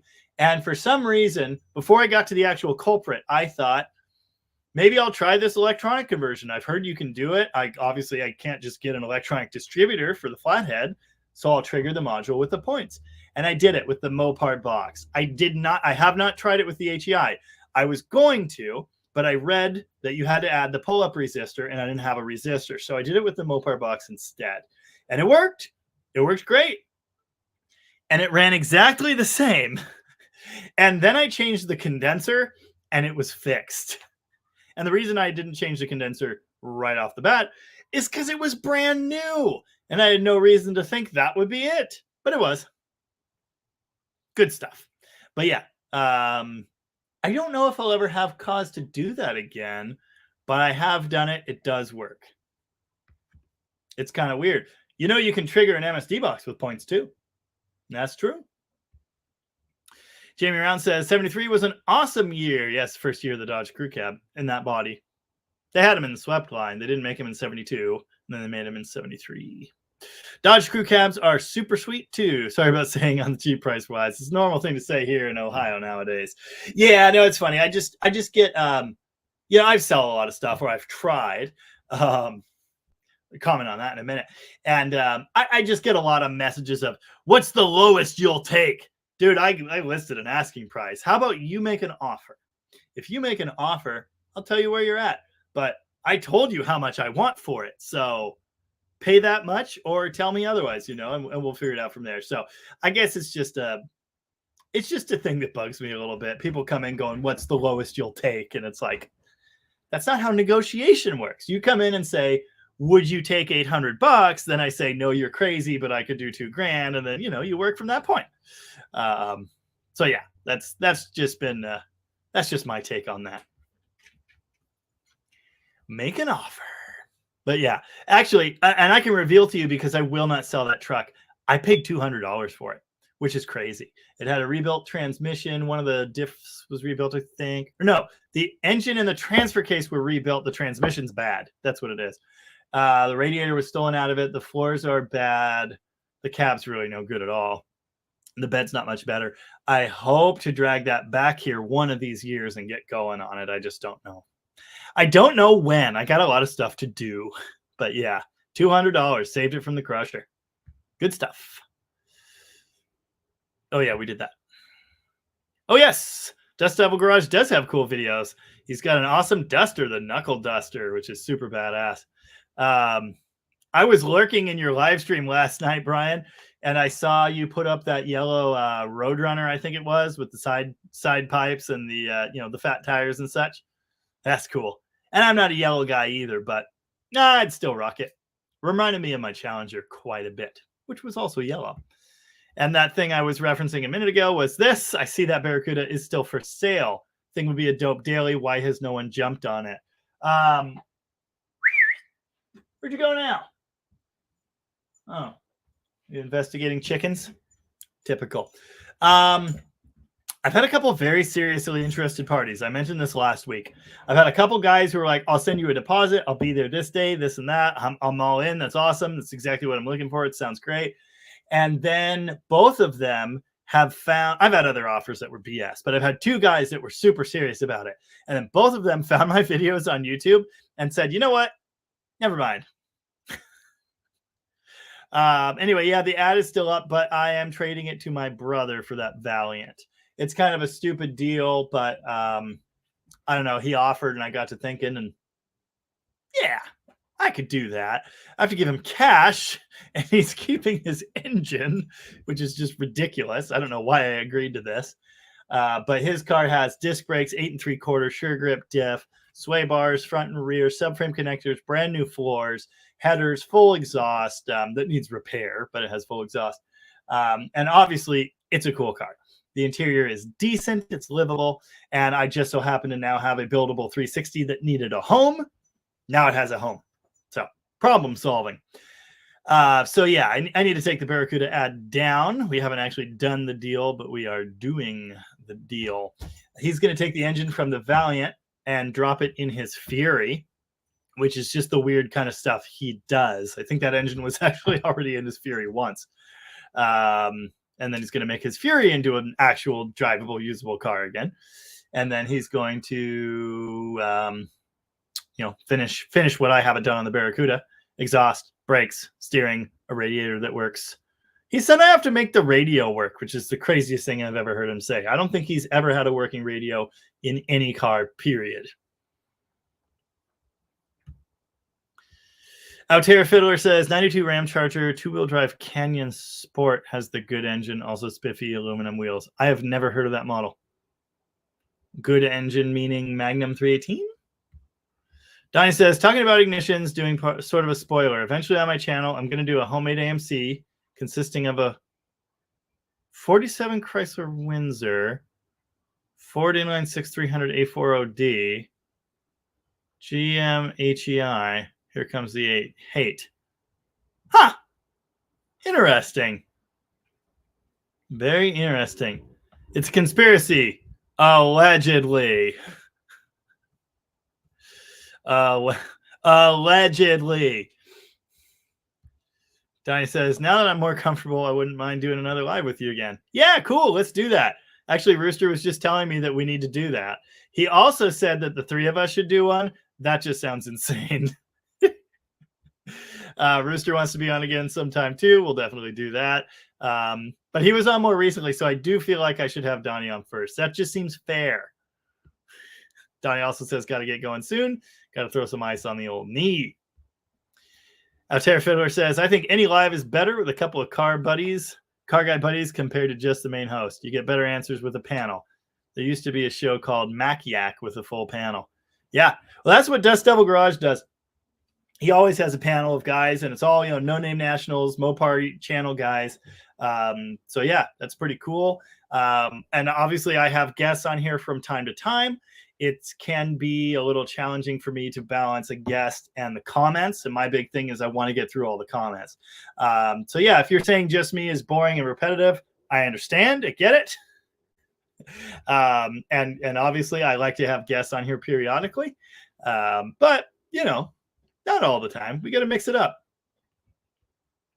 Donnie's going to get us going soon. Did I already say that? I think I did. Hi, Timothy Russell. Timothy Russell says, I sent you an email with some pictures of my 70 Roadrunner. You inspired me to get the old girl out. Awesome. Very cool. Outera Fiddler says, I think the points distributor fires the box when the points close, the opposite of how they work in a points car. You may not even need a condenser. No, you wouldn't need a condenser in this application. And the thing is, I didn't take it out when I tried it. It was still in the circuit. But yeah, because there's essentially no load on the points, they could live essentially indefinitely, firing that way. Could work really, really well. Oh, wow. Tom just sent me a picture from the shop. I am not there, so I didn't get to help with this, but it's a picture of the Red 71 with a hood again. Oh, it looks so nice. I'm going to miss the no hood, but that's pretty good. Cool. Fires the box when the points close. I mean, it's a square wave, so it would be on the dip of the square wave. Oh, because no, it wouldn't be it would be on the rise of the square wave. That would make sense. Okay, I see what you're saying. So you might need to index the rotor. Yeah, I bet that would screw up your rotor phasing pretty good now that I'm thinking about it. It fires when the points close because that is the signal. When the pickup, the reluctor goes by the pickup, that would be the square wave coming up. I think it's a square wave. It might be a saw wave, but it doesn't matter. That would be the peak is when it first hits it. And it would be opposite with the points. It would be when they close. Very interesting. Very interesting. Oh, Just Devil Garage says it's sad when we have to start thinking about changing out new parts before the old ones. Yeah, yeah, it is. I just changed brand new looking points and condenser on the charger, and then I changed them again and changed the ballast resistor. And so far, so good. But ultimately, I think I'm putting Pertronics in it because I want to keep the stock look, but the points are just being nothing but a problem. Modern points are garbage. I think we all know that. It sucks. Tom says, last car we finished, we spent a week just fixing and changing all the new parts on the car. That is absolutely true. Brand new alternator, couldn't hang with the fuel injection. Honestly, it's a good lesson for the future. I thought the higher output alternator would have been able to do it. It wasn't. But what else? There was more. I can't remember what, but there was more. Brand new transmission leaking everywhere. Just awesome. Yeah. Good times.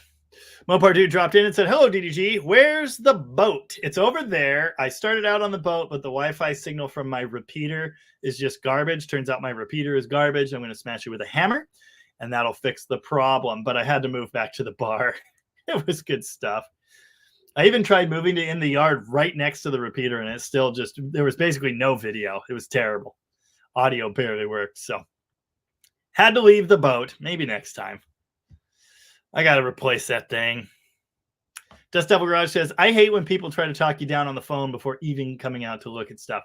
I agree. I really think negotiation should be done in person. The problem is, if you're an hour or 2 hours away, you got to know if it's really in your budget before you go. So I could see that. And at least if they have the decency to talk to you first, like ask on the phone, hey, are you flexible on that? Or, instead of just, I get so many times on Marketplace, someone just sends me a number. 2,000, or would you take 2,500? And it's just like, no. They don't want to talk. They don't want more detail. They just want to try and get it for cheap. I hate that. But again, on the phone, and I've had to do that because again, like I'm an hour to 2 hours from everything. So if a car is listed for 5 and I can only afford 35, I can't very well drive all the way there to find out it's not coming home with me. So again, at least if you're on the phone, it's somewhat personal, and that seems reasonable enough to me. Donnie says, I'm back. I lost spark on my crutches and automatic shifting them. You're just going to keep riding that one out. Wow. I'm going to manually shift these damn things across the room. I hate limping. It doesn't sound fun. No Beret wants to know, how do you make that new repop charger glass seal up proper? Great question. Don't know. It doesn't. The front and rear glass on those is sealed in with urethane. So they're fine. The side glass, we need to adjust it seriously. And what's annoying about that is it was installed by a glass company and it's still just not even good at all. I apologize for all the horrible reflections on my glasses. There's just nothing I can do about it. Yeah, so I don't know if that's because it's reproduction glass or what.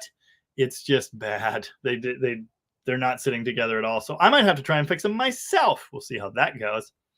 We paid good money to have them installed and adjusted. Yeah. Nice. Jamie Round says, I'm thinking of getting into Aspens and Valaris here in Ohio. Wondering, does the A-body drive line out of the 4-speed stuff fit in the Aspen and Valaris? Well, you mean drive train, like the transmission and what have you? Kind of, yes. Pedals are different, not really interchangeable. Floor hump is similar, not the same. Transmission and engine, you're good to go. That's fine. Drive line, like literally the drive line, I think is a different length. I don't think they share a wheelbase, but I don't actually know. Yeah, you want to find pedals from an F-body. I think you could dismantle A-body pedals and your factory F-body automatic pedal and make them work, but they're not just going to work. But yeah, drivetrain parts interchange. They're exactly the same. So you're basically good to go on that.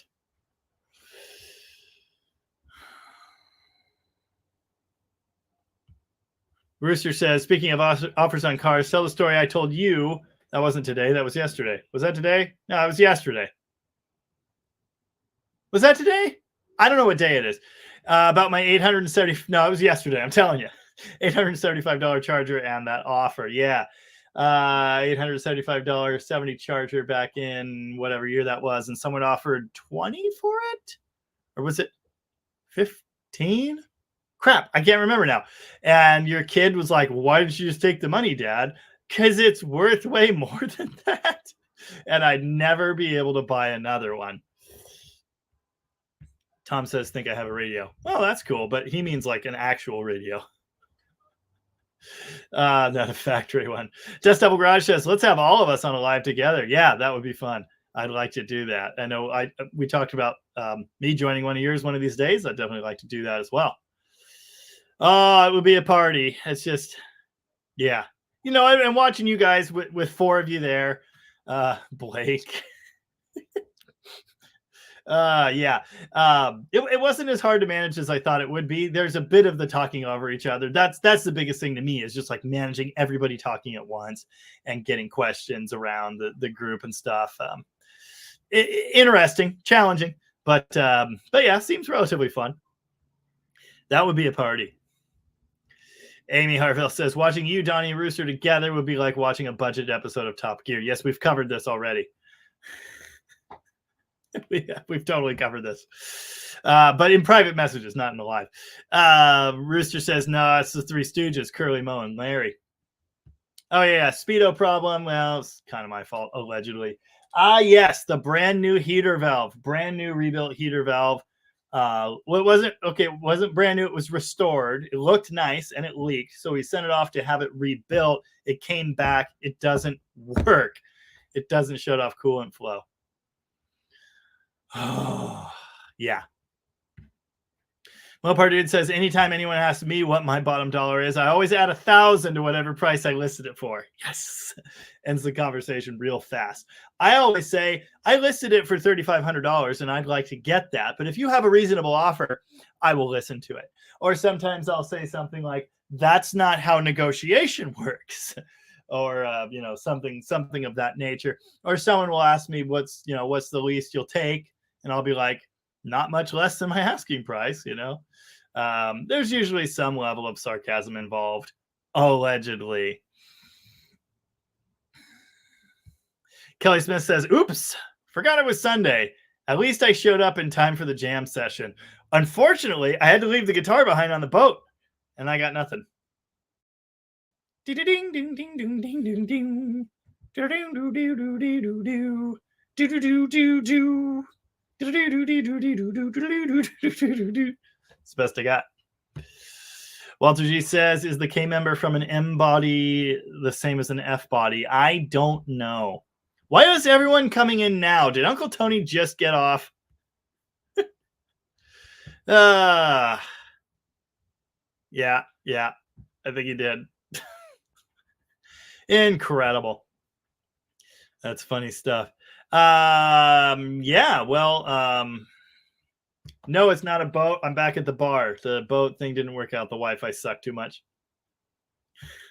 Timothy Russell said that. I'm just going to leave it on the board. No Beret also likes the add 1,000 idea. Yeah, I'm with that. I'm definitely with that. YT viewer wants to know any chance of DDG making it to Chrysler's at Carlisle for the 60th anniversary of the Barracuda. There's a chance, but I can't say how likely it is. Oh, wow. I just got my water bill after filling the pool we got. It was substantially more. Fine. I can't say no. I don't know how likely it is that will happen, but I would like to get there one of these years. If the YouTube's paying the bills and such and making those sorts of things possible, I'd really like to. But I make no promises. I've only made it to like one event so far. Apparently my connection's kind of crap. It is 8 o'clock and I am very hungry. So unlike the last couple, I think I'll probably end on time, especially because the commenters aren't super active for some reason. 68 out there at 2 hours. I want to say thank you very much for being here.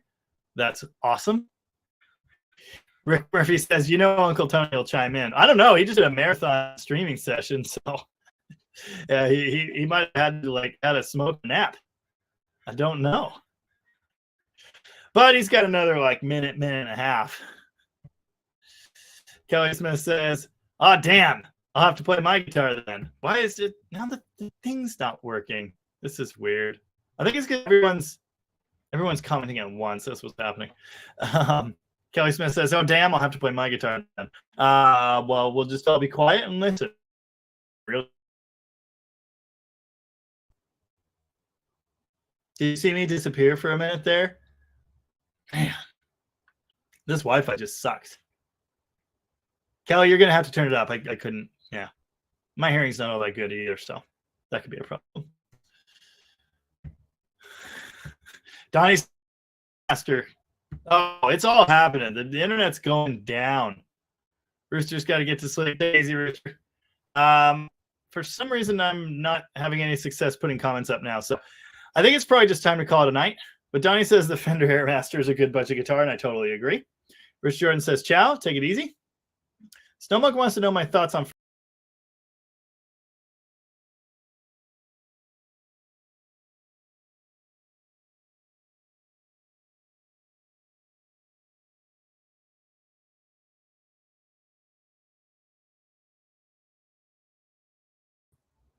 The internet just broke.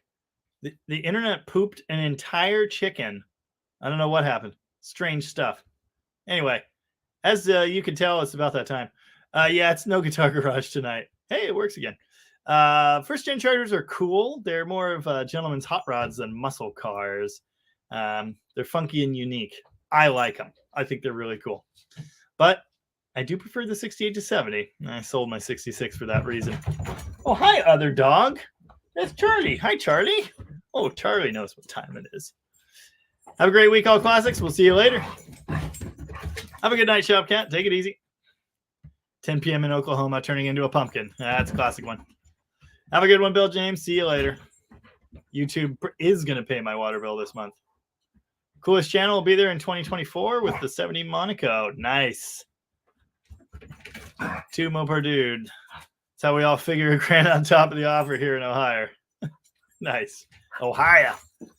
Well, think somewhat alike. Good stuff. Awesome. Good times, great hit oldies. Peace out, Will. We'll see you later. Have a good week, night, kick ass, whatever. Yeah, the Wi-Fi died. It's all bad.